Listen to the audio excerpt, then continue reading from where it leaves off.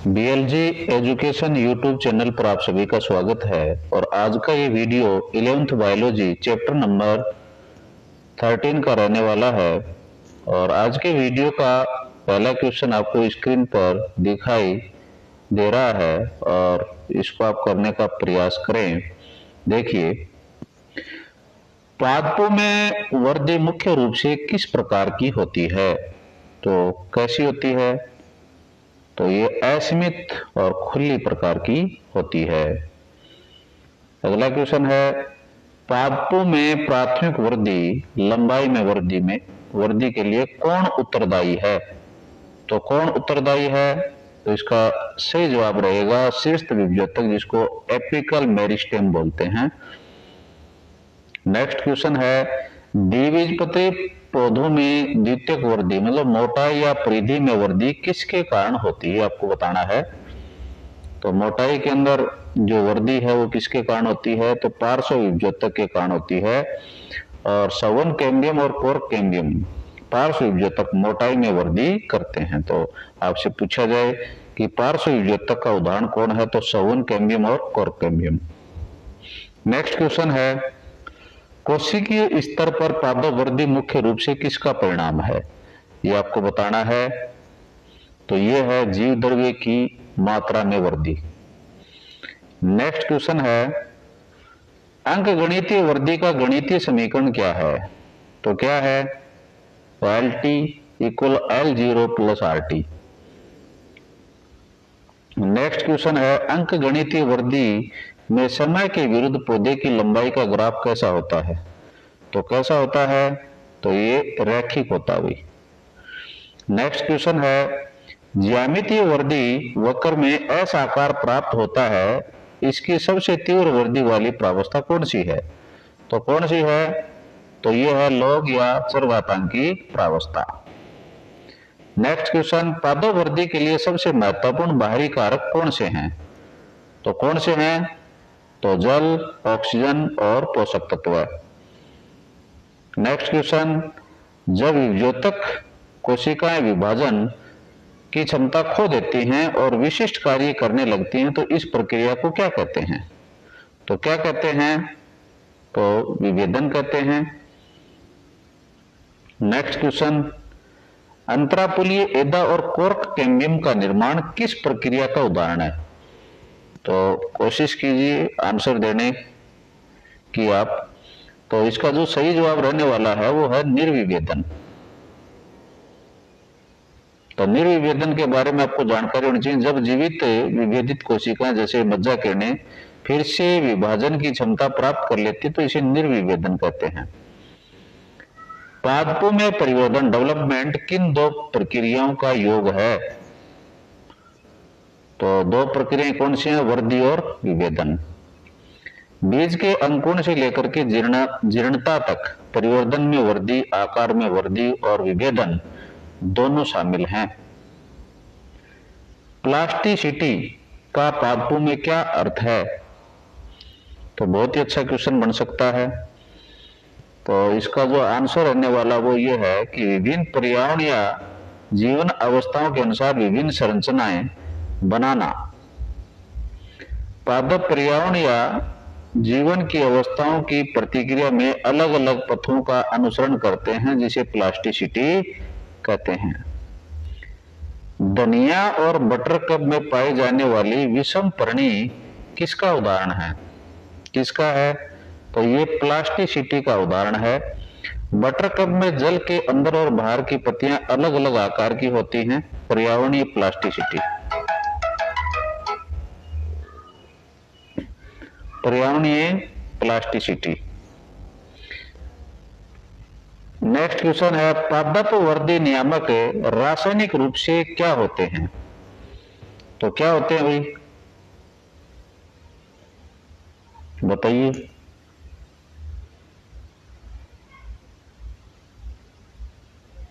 तो ये होते हैं लघु और सरल अणु।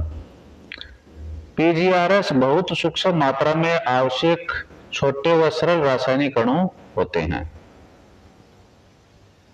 इंडोल 3 एसिटिक अम्ल IAA किस प्रकार का पादप वर्धी नियामक है, ये आपको बताना है। तो ये कैसा है, तो ये ऑक्सिन है। IAA एक प्राकृतिक ऑक्सिन है जो पौधों द्वारा निर्मित होता है। गैसीय पादप वर्धी नियामक कौन सा है, तो कौन सा है, तो ये है एथिलीन। एथिलीन एक सरल गैसीय हार्मोन है जो फलों को पकाने में मुख्य भूमिका निभाता है। कैनरी घास के प्रांकुर चोल का प्रकाश की ओर मुड़ना सबसे पहले किसने देखा था, तो किसने देखा था, तो इसका सही आंसर है चार्ल्स डार्विन और उनके पुत्र फ्रांसिस डार्विन ने। डार्विन ने देखा कि प्रांकुर चोल का शीर्ष प्रकाश की दिशा को पहचान कर मुड़ता है। नेक्स्ट क्वेश्चन है, ऑक्सिन को सबसे पहले जई मतलब ओट के नवोद्भिद के प्रांकुर चोल से किसने पृथक किया, किसने किया था, तो आपका जो सही जवाब है वो है FW वेंट ने। वेंट ने एवेना जई कर्विन से टेस्ट किया और ऑक्सिन को पृथक किया। नेक्स्ट क्वेश्चन है, चावल के बकाने मूर्ख नवोद्भिद रोग का कारण कौन सा रोगजनक है, ये आपको बताना है। तो कौन है बताओ, तो कवक जिसको जिब्रेला फिजिकोराई कहते हैं। ई कोरोसोवा ने बताया कि यह रोग जिब्रेला फिजिकोराई नामक कवक के कारण होता है जिसे बाद में जिब्रेलिन प्राप्त हुआ। अगला क्वेश्चन है, हेरिंग मछली के शुक्राणु के DNA से कौन सा हार्मोन काइनेटिन के रूप में खोजा गया था, तो ये कौन सा है, तो सही जवाब रहेगा साइटोकाइनिन। मिलर ने ऑटोक्लेव्ड हेरिंग स्पर्म DNA से काइनेटिन एक साइटोकाइनिन पृथक किया जो कोशिका विभाजन प्रेरित करता है। नेक्स्ट है, ऑक्सिन शब्द पहली बार किसके लिए प्रयोग किया गया था, तो किसके लिए प्रयोग किया गया था, तो मानव मूत्र से पृथक किए गए पदार्थ के लिए। ऑक्सिन को सबसे पहले मानव मूत्र से पृथक किया गया था। पौधों में ऑक्सिन जैसे IAA मुख्य रूप से कहां संश्लेषित होते हैं, तो कहां होते हैं ये, तने और जड़ के बढ़ते हुए शीर्ष पर। ऑक्सिन प्रव व मूल के शिखागर बढ़ते हुए शीर्ष पर बनते हैं और वहां से कार्य स्थल की ओर जाते हैं। कृत्रिम ऑक्सिन का उदाहरण कौन सा है, ये आपको बताना है। तो कौन सा है, NAA नेफ्थलीन एसिटिक एसिड और 2,4-D। NAA और 2,4-D रसायनागार में बनाए गए कृत्रिम ऑक्सिन है। तो 2,4-D आपने देखा होगा खरपतवारनाशी के तौर पे काम में लेते हैं। तने की कटिंग में जड़ निकलने मतलब रूटिंग को बढ़ावा देने के लिए बागवानी में किसका व्यापक उपयोग किया जाता है, तो किसका किया जाता है, तो ये ऑक्सिन का किया जाता है। नेक्स्ट क्वेश्चन है, शीर्ष प्रमुखता का क्या अर्थ है, तो क्या अर्थ है इसका, तो शीर्ष कलिका की उपस्थिति में पार्श्व मतलब ककस्थ कलिकाओं की वृद्धि का रुकना। शीर्ष कलिका में बनने वाला ऑक्सिन पार्श्व कलिकाओं की वृद्धि को रोकता है, इसे ही शीर्ष प्रमुखता कहते हैं। नेक्स्ट क्वेश्चन है, टमाटर जैसे पौधों में बीज रहित फल पार्थेनोकार्पी उत्पन्न करने के लिए किस हार्मोन का प्रयोग किया जाता है या किया जा सकता है, तो किसका किया जा सकता है, तो आपका सही जवाब रहेगा ऑक्सिन का किया जा सकता है। ऑक्सिन के छिड़काव से बिना निषेचन के फल अनिषेक फलन विकसित किए जा सकते हैं। नेक्स्ट क्वेश्चन है, द्विबीजपत्री खरपतवारों को नष्ट करने के लिए किस कृत्रिम ऑक्सिन का व्यापक उपयोग किया जाता है, तो सही जवाब आपका रहने वाला है 2,4-D। 2,4-D का पूरा नाम है 2,4-डाइक्लोरोफिनॉक्सी एसिटिक एसिड है। एक प्रसिद्ध खरपतवार नाशी है जो केवल द्विबीजपत्री खरपतवारों को मारता है, एक बीजपत्री फसलों को नहीं। नेक्स्ट क्वेश्चन है, गन्ने की फसल पर जिब्रेलिन का छिड़काव करने से क्या लाभ होता है, तो इसका जो सही जवाब रहेगा तने की लंबाई बढ़ जाती है, पोरियां हैं उनकी लंबाई है वो बढ़ जाती है। जिब्रेलिन पर्व की लंबाई बढ़ाता है जिससे गन्ने का उत्पादन लगभग 20 टन प्रति एकड़ बढ़ जाता है। नेक्स्ट क्वेश्चन है, पत्ता गोभी और चुकंदर जैसे रोजेट स्वभाव वाले पौधों में पुष्पन से ठीक पहले तने की लंबाई बढ़ने को कौन प्रेरित करता है? तो सोच के बताइए भाई इसका आंसर क्या रहने वाला है। तो इसका सही जवाब है जिब्रेलिन। जिब्रेलिन का मुख्य प्रभाव पर्व दीर्घीकरण है, जिसे इन पौधों में बोल्टिंग कहते हैं। नेक्स्ट क्वेश्चन है, बीज के अंकुरण के समय माल्टिंग प्रक्रिया को तेज करने के लिए शराब उद्योग में किस हार्मोन का उपयोग किया जाता है? तो किसका करते हैं? तो सही जवाब है GA3 जिब्रेलिक अम्ल का। GA3 बीजों जैसे जौ में एंजाइम अल्फा एमाइलेज को सक्रिय करता है, जो माल्टिंग प्रक्रिया को तेज करता है। नेक्स्ट क्वेश्चन, साइटोकाइनिन का पादपों में मुख्य कार्य क्या है? ये आपको बताना है। तो क्या है? तो कोशिका विभाजन है। साइटोकाइनिन नाम का ही अर्थ है कोशिका द्रव्य का विभाजन। नेक्स्ट क्वेश्चन है, पत्तियों में जीर्णता यानी बुढ़ापे को टालने का कार्य कौन सा हार्मोन करता है? तो कौन सा करता है? बुढ़ापे को कौन टालता भाई? तो साइटोकाइनिन। साइटोकाइनिन पोषक तत्वों के संचरण को बढ़ा करके पत्तियों को लंबे समय तक हरा रखता है, जिसे रिचमंड लेंग प्रभाव भी कहा जाता है। बहुत ही अच्छा क्वेश्चन बन सकता है। इस हार्मोन के प्रभाव से तना क्षैतिज रूप से क्षैतिज वृद्धि, अक्ष में फुलाव और द्विबीजपत्री नवोद्भिद में श्रेष्ठ अंकुश का निर्माण होता है। तो सही जवाब क्या रहेगा? एथिलीन। तो एथिलीन के बारे में थोड़ा देखिए। एथिलीन बीजगणित नवोद्भिद में यह त्रिप्रतिक्रिया दर्शाता है। नेक्स्ट क्वेश्चन है, फलों के पकने के दौरान श्वसन दर में अचानक वृद्धि होती है, इसे क्या कहते हैं और यह किस हार्मोन से प्रेरित होती है? तो इसका जो सही जवाब रहने वाला वो है श्वसन क्लाइमेटेरिक एथिलीन। फलों के पकते समय एथिलीन के कारण श्वसन दर बहुत तेज हो जाती है, जिसे श्वसन क्लाइमेटेरिक कहते हैं। बहुत अच्छा क्वेश्चन। कृषि में सबसे व्यापक रूप से उपयोग किए जाने वाले एथिलीन के जलीय घोल का नाम क्या है? तो इसका क्या नाम है भाई? तो इसका सही नाम है इथेफॉन। एथिलीन पौधों द्वारा आसानी से सोख लिया जाता है, धीरे धीरे एथिलीन मुक्त करता है, जिससे फल जल्दी पकते हैं।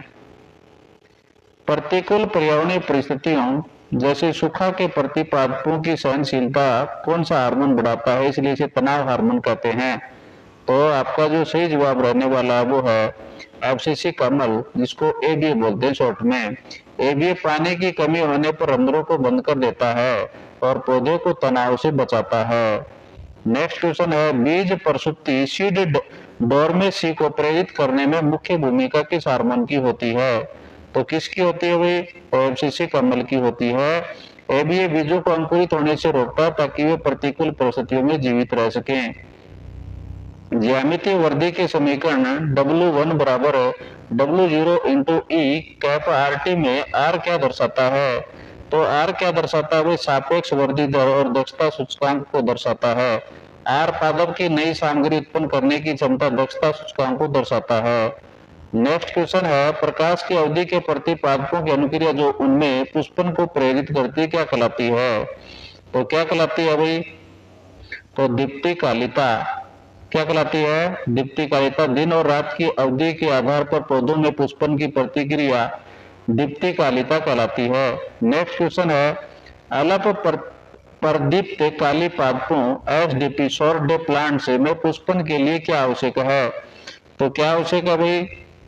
तो इसका सही जवाब रहेगा क्रांतिक अवधि से कम प्रकाश, मतलब लगातार लंबी रातें। SDP को पुष्पन के लिए प्रकाश की एक निश्चित क्रांतिक अवधि से कम प्रकाश और निर्बाध लंबी अंधकार अवधि की आवश्यकता होती है। नेक्स्ट क्वेश्चन है, दीर्घकालिक या दीर्घकालिता के दौरान प्रकाश या अंधकार की अवधि का बोध पौधे का कौन सा भाग करता है? तो कौन सा करता है? तो पत्तियां करती हैं भाई। पत्तियां प्रकाश की अवधि को ग्रहण करती हैं और फिर फ्लोरोजेन नामक काल्पनिक हार्मोन पुष्पन के लिए कलिका तक जाता है। नेक्स्ट क्वेश्चन है, कम तापमान उपचार द्वारा पौधों में पुष्पन को प्रेरित करने या तेज करने की प्रक्रिया क्या कहलाती है? तो ये कहलाती है वसंतीकरण। गेहूं जो राई जैसे पौधों को पुष्पन के लिए सर्दियों के कम तापमान की आवश्यकता होती है, इसे वसंतीकरण कहते हैं। नेक्स्ट है, गेहूं की दो किस्में होती हैं, शीत किस्म और वसंत किस्म। शीत किस्म को वसंत ऋतु में क्यों नहीं बोया जाता? क्यों नहीं बोया जाता भाई? क्यों का जवाब है क्योंकि उन्हें पुष्पन के लिए कम तापमान नहीं मिलेगा। तो शीत किस्मों को पुष्पन के लिए सर्दियों की ठंडक चाहिए, बसंत में बोने पर वे फूल और दाने नहीं बना पाएंगी। नेक्स्ट क्वेश्चन है, बसंतीकरण मुख्य रूप से किन पादपों में देखा जाता है? तो किन में देखा जाता है? तो द्विवर्षीय पादपों में देखने को मिलता है। द्विवर्षीय पादप कौन से हैं? तो चुकंदर, पत्ता गोभी, गाजर जैसे द्विवर्षीय पौधे पहले वर्ष केवल वानस्पतिक वृद्धि करते हैं और सर्दियों के बाद दूसरे वर्ष पुष्पन करते हैं। अगला क्वेश्चन है, कुछ बीज अनुकूल परिस्थितियों पानी, हवा, तापमान मिलने पर भी अंकुरित नहीं होते, इस अवस्था को क्या कहते हैं? तो इसको कहा जाता है बीज प्रसुप्ति, सीडी डोरमेसी। कठोर बीजाणु या रसायनों एबीए के कारण बीज अंकुरित नहीं होते हैं, इसे प्रसुप्ति कहते हैं भाई। नेक्स्ट क्वेश्चन है, कठोर बीजाणु के कारण होने वाले बीज प्रसुप्ति को कृत्रिम रूप से कैसे तोड़ा जा सकता है? तो कैसे तोड़ सकते हैं? तो चाकू या सैंड पेपर से खुरच करके। बीजाणु को यांत्रिक रूप से खुरचने से पानी अंदर प्रवेश कर सकता है और अंकुरण हो सकता है। कौन सा हार्मोन एबीए तनाव हार्मोन के प्रभाव को कम करके बीज प्रसुप्ति को तोड़ने में मदद कर सकता है? तो कौन सा कर सकता है भाई? जिब्रेलिक अम्ल कर सकता है। जीए और एबीए एक दूसरे के विरोधी होते हैं और जीए प्रसुप्ति को तोड़ता है। अगला क्वेश्चन है, उत्तक संवर्धन जिसको टिश्यू कल्चर कहते हैं में कलश से मतलब शूट निर्माण को प्रेरित करने के लिए माध्यम में किस हार्मोन का अनुपात अधिक होना चाहिए? तो कौन सा होना चाहिए? तो साइटोकाइनिन का जो अनुपात है वो अधिक होना चाहिए। साइटोकाइनिन का ऑक्सीजन की तुलना में उच्च अनुपात कलश से मतलब तने के निर्माण को प्रेरित करता है। अगला क्वेश्चन है, अधिकांश पादप प्रक्रियाओं में पीजीआरएस कैसे कार्य करते हैं? तो कैसे काम करते हैं भाई? सक्रियात्मक या विरोधी रूप में करते हैं। और लास्ट क्वेश्चन इस चैप्टर का देखिए, कपास, चेरी, अखरोट में विगलन मतलब पत्तियों या फलों का गिरना को मुख्य रूप से कौन सा हार्मोन प्रेरित करता है? तो कौन सा करता है भाई? तो ये करता एथिलीन। एथिलीन फलों के पकने के साथ साथ पत्तियों और फलों के विलगन को भी अत्यधिक तीव्र करता है। इसके साथ ये वीडियो इस चैप्टर का समाप्त होता है।